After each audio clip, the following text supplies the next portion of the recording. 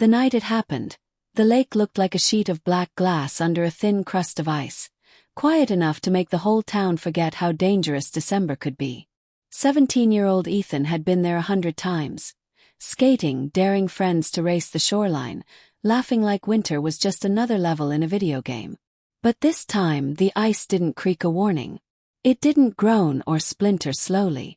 It just gave up in a single cruel breath, and the world swallowed him whole. He went under so fast that the boys on the bank didn't even understand what they'd seen. 1 second he was upright, grinning, turning to say something sarcastic.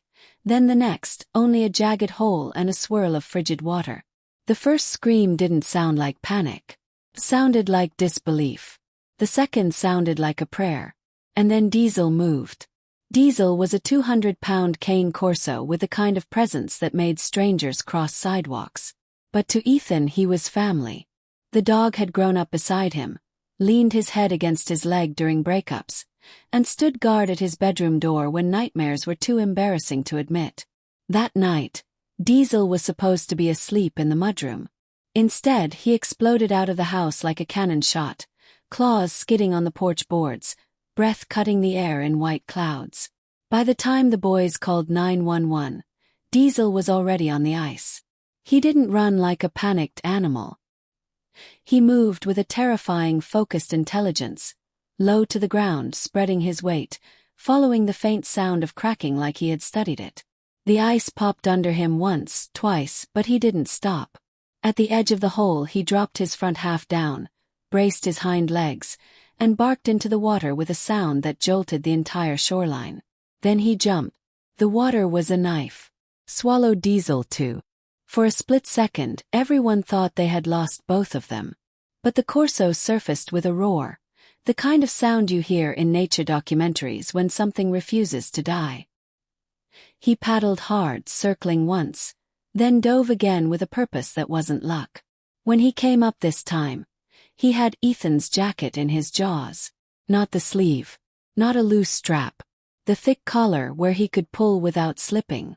The boys waded in, screaming Diesel's name, terrified the ice would take them too.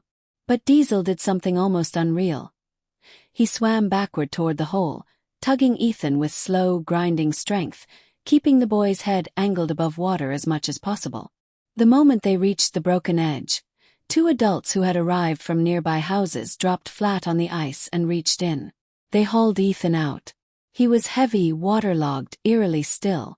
Someone shouted that he didn't have a pulse. Another person insisted they couldn't find one because Ethan was so cold.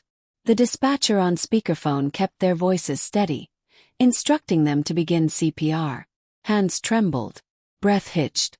The world narrowed to the awful rhythm of compressions, the counting, the desperate hope that the body was listening. Diesel, soaked and shaking, refused to move away. He pressed his massive chest against Ethan's side. He nudged the boy's face. Then, as if he couldn't stand the stillness, he began licking, fast, frantic strokes across Ethan's chest and neck, whining between breaths. It wasn't magic. It wasn't a miracle cure. But it was unmistakably a dog doing what dogs do best, refusing to let a person slip away alone. The ambulance siren finally cut through the night. And what the paramedics saw on the ice made even professionals pause. A huge Cane Corso guarding a motionless teenager like a living shield, drenched in freezing water, eyes locked on every human hand that tried to help. If you want the rest of this story, subscribe and stay with me, because the next minutes would test the limits of survival, and Diesel was about to do something none of them would ever forget. The paramedics arrived in a storm of red lights and crunching boots, their breath forming quick, sharp clouds as they knelt beside Ethan. Hypothermia cases were rare in town, but not unheard of. Still, the scene was extreme. Ethan's skin carried that pale, waxy color that makes time feel like an enemy. His clothes were stiffening into ice. The hole in the lake behind them looked like an open mouth. The lead medic checked for a pulse again. Nothing obvious. He looked at the clock, then at the bystanders, then at the dog. "Keep that animal back," someone whispered. But Diesel didn't growl. He didn't snap. He did something far stranger for a dog built like a tank. He sat. right next to Ethan's head. As if he understood that this was the line between chaos and order. A blanket was thrown over Ethan. The medics began controlled CPR, faster and more precise. They attached pads, read numbers, listened to faint electrical signs that didn't match what the eye wanted to believe. In severe cold, the body slows down to protect itself. The heart can be quiet enough that untrained hands mistake life for absence. That possibility, that thin thread, was the only reason they haven't stopped. Cold people aren't dead until they're warm and dead, one medic said softly, more to the crowd than to his partner. Diesel's ears flicked at the sound of the voice. His eyes stayed on Ethan. They loaded the boy onto a stretcher. Diesel surged forward once, confused and panicked, and Ethan's mother, arriving breathless, her screams collapsing into sobs, did something instinctive. She grabbed Diesel's collar with both hands and buried her face against his wet neck. "Please," she whispered into his fur. "Please stay with him." The medics hesitated. Then, in a decision born of compassion and the unique calm Diesel was showing, they allowed him to ride in the back of the rescue vehicle that followed the ambulance. Not inside with a medical team but close. Close enough to matter. At the hospital, the emergency department transformed into a single-purpose machine. Warmed 4 fluids. Heated blankets. Careful protocol to avoid shock. CPR continuing in cycles. Nurses calling out times. Doctors scanning for any sign of spontaneous rhythm. Diesel had to stay outside the treatment room, but he planted himself against the door. He did not sit when told. He did not lie down. He stood, dripping a small puddle onto the tile, watching the staff go in and out like a bouncer at the entrance to a life-or-death club. Minutes stretched into an hour. Then longer. The official estimate would later say Ethan had been without a detectable pulse for approximately 45 minutes in the field. That number was what stunned the town when the story spread. People heard it and assumed the worst. People heard it and wrote goodbye messages in their heads. And even inside the hospital, a heavy silence began to creep into the corners of the room, an emotional certainty that sometimes arrives before the science is finished fighting. But the team kept going. Because hypothermia is a strange, cruel, miraculous thing. It can take life and it can preserve it. Diesel, on the other side of the door, let out a low, broken whine that didn't sound like a dog at all. It sounded like a promise he was terrified of failing. And then, just when the lead doctor was about to call for another reassessment, a nurse froze mid-sentence. "Wait," she said. The monitor had changed. Not enough for celebration. Not enough for belief. But enough to make everyone lean in. "If you're still here, stay with me," because the next moment wasn't just a medical turn. It was the moment Diesel's loyalty collided with the cold mathematics of survival. The heart rhythm that flickered across the screen was faint, inconsistent, almost shy. It was the kind of signal that could vanish again with a single wrong move. The room didn't erupt. Nobody cheered. They tightened their focus instead, switching from pure resuscitation to controlled warming, adjusting medications, and protecting Ethan's airway as his body slowly clawed its way back into temperature. "Possible return of spontaneous circulation," the doctor said, carefully choosing the words. Possible. That word held everything. Ethan was moved to intensive care. The family was given a narrow corridor of hope wrapped in warnings. The doctors explained that even if the heart stabilized, the brain outcome was uncertain. 45 minutes without a detectable pulse was a mountain. Hypothermia could lower how much oxygen the brain needed, but it couldn't erase risk. Outside the ICU doors, the waiting room felt like a suspended universe. Diesel refused food. He refused water. He would accept only one thing: Ethan's father's hand on his neck, steady pressure that reminded the dog he wasn't fighting alone.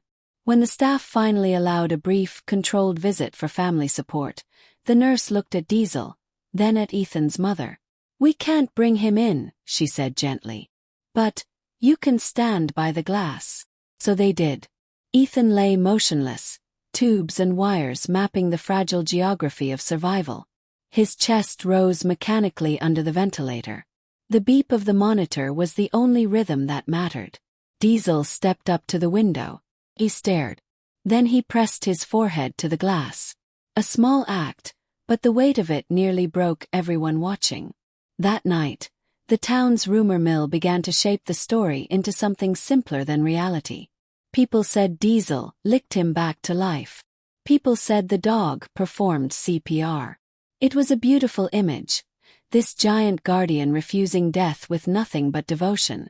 But the truth was more layered and somehow more powerful. Diesel didn't replace medicine. He didn't defy biology with magic. He did what love looks like in an emergency. He found Ethan, helped pull him out, kept him warm with his body, kept people moving, kept hope breathing in a circle of fear. In the ICU, Ethan's temperature slowly climbed. His heart rate strengthened. The doctors reduced sedation to assess neurological response. Every minute was a test. And then, early in the morning, a nurse doing routine checks noticed something that made her call the doctor instantly. Ethan's fingers twitched. Not a reflex. Response. They called his name again and again, soft but urgent, like coaxing a candle to catch. Ethan, his mother whispered through tears. If you can hear me, squeeze my hand. The boy's eyelids fluttered, barely, painfully, but unmistakably. In the hallway, Diesel lifted his head as if he had heard something no human ear could catch. Doctor stepped out. His expression was exhausted, cautious, and finally, cracked by a small smile. He's not out of the woods, the doctor said. But he's here. Those words hit the family like a wave. And Diesel, as if understanding the meaning inside the sound, let out one deep bark. Not aggressive, not wild, but triumphant.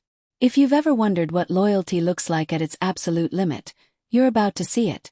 Because Ethan's first fully conscious moment would be the moment the Cane Corso had been waiting for since the ice swallowed the night. 2 days later, the ventilator was removed. Ethan's voice was raspy, his throat raw. His body weak as if gravity had doubled. But he was awake. He remembered almost nothing about the lake. He remembered the cold as a sensation without shape. He remembered darkness. And then, oddly, he remembered warmth. Not the kind you get from blankets. The kind you get from someone who refuses to stop holding the line. When the doctors finally cleared a brief visit with strict rules, the staff made an exception that turned into a story the hospital would repeat for years. Diesel was brought to a quiet room adjacent to the ICU wing. Ethan was wheeled in, wrapped in blankets, looking smaller than any tough 17-year-old wants to admit. The moment Diesel saw him, the dog froze. He didn't charge. He didn't jump. He simply stared, as if his brain needed proof that this wasn't a cruel trick. Ethan lifted a trembling hand. "Hey, big guy," he whispered.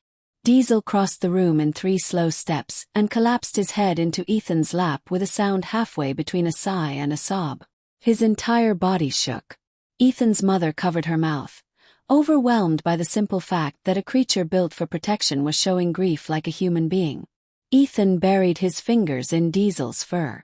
"They told me you stayed," he said. The nurse, standing near the door, nodded. He wouldn't leave. Not once. Ethan later learned the full sequence. How Diesel had sprinted onto the ice, how he had helped drag him toward the opening, how he had pressed his body against him while people performed CPR, how he had stood guard outside the ICU like a sentry. The licking that people talked about wasn't a magical resuscitation technique. It was a frantic act of devotion during the chaos, a dog trying to wake his boy in the only language he had. In the weeks that followed, Ethan's recovery became a local symbol of winter survival and the importance of rapid emergency response. The family used the attention to remind parents and teens about ice safety, wearing flotation when skating, and never assuming a familiar lake is safe just because it was safe last year. The hospital gently clarified the medical side. Severe hypothermia can make a pulse hard to detect, and immediate rescue, CPR by humans, and proper rewarming are what give someone a fighting chance. But none of that erased what Diesel meant. Because when you strip away the headlines and the simplified myths, what remained was still extraordinary. A 200-pound dog who acted like a guardian, a partner, and a relentless source of hope. He didn't replace medicine. He made sure Ethan reached it. He gave the family something to hold on to while professionals did the impossible work of pulling a life back from the edge. On the first day Ethan returned home, he walked slowly to the couch, still unsteady, and Diesel followed so close his shoulder brushed Ethan's leg every step. That night, the Cane Corso did what he had always done, only now with a new intensity. He lay down at Ethan's bedroom door. And he did not sleep until the boy did. If you want more real-feeling, emotional, advertiser-friendly stories like this, where courage shows up in unexpected forms, subscribe and tell me in the comments, would you trust your dog with your life?